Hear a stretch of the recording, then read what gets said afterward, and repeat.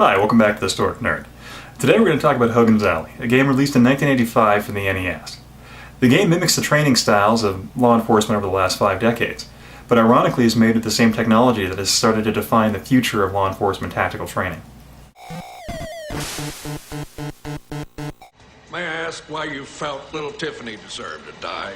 Hogans Alley, duck hunts, and more. The FBI's gigantic training facility in Virginia didn't actually open until 1987, meaning that Hogans Alley was named after the original Hogans Alley from the 1920s. Men and police officers, graduates of the FBI Academy, return for supplementary field work. The Hogans Alley in the 1920s did things radically different than the way they'd been done before. First of all, it used human silhouettes to simulate targets. And second of all, they used a lower caliber ammunition, which allowed them to do basically tactical exercises inside.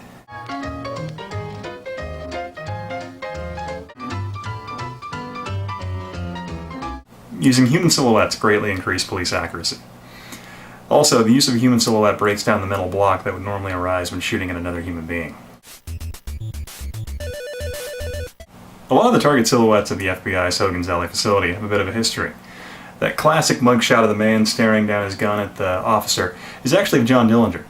But what's kind of funny about that, all the countless hours spent staring down John Dillinger in those posters, John Dillinger was actually shot in the back.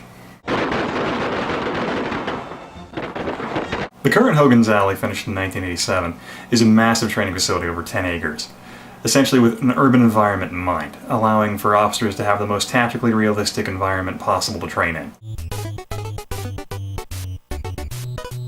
Hogans Alley the game offers a similar tactical scenario, with the player moving down the street shooting at targets as they pop up.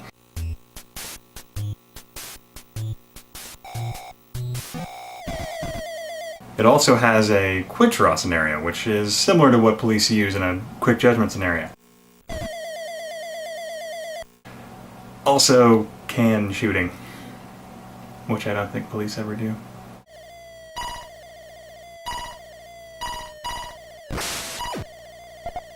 The game in the instance of scenario training is an ironic connection between the past and the future.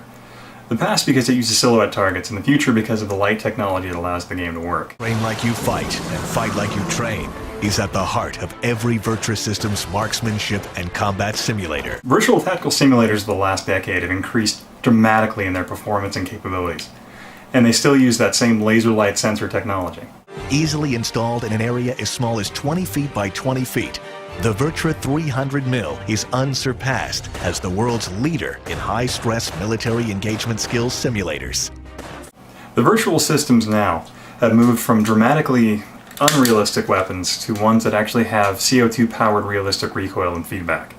To enhance realism, handgun and rifle recoil kits are powered by easily refillable CO2 magazines. Hogans Alley in the 1920s was meant to give officers who really had little to no tactical training up until that point the opportunity to gain it. Because basically up before that point, many of the officers had zero to none of this training because their populations were just too small and they never ran into these scenarios. But what the virtual system offers is basically a way for many police officers to experience a wide variety of scenarios. And thanks to the virtual system's customizable software, they never do the same scenario twice.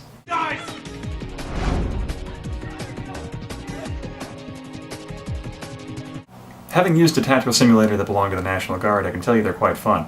The virtual system, however, has a bit of a force feedback system that using a shock brick will actually kind of simulate a hit to give you incentive not to get shot. Simulating multiple threats from multiple locations, increasing the student's stress level and driving home the need for vigilance. But simulators aside, Hogans Alley is a fantastic game. And if you have any interest in Lightgun games for the NES, I highly suggest you pick it up. And thanks for watching.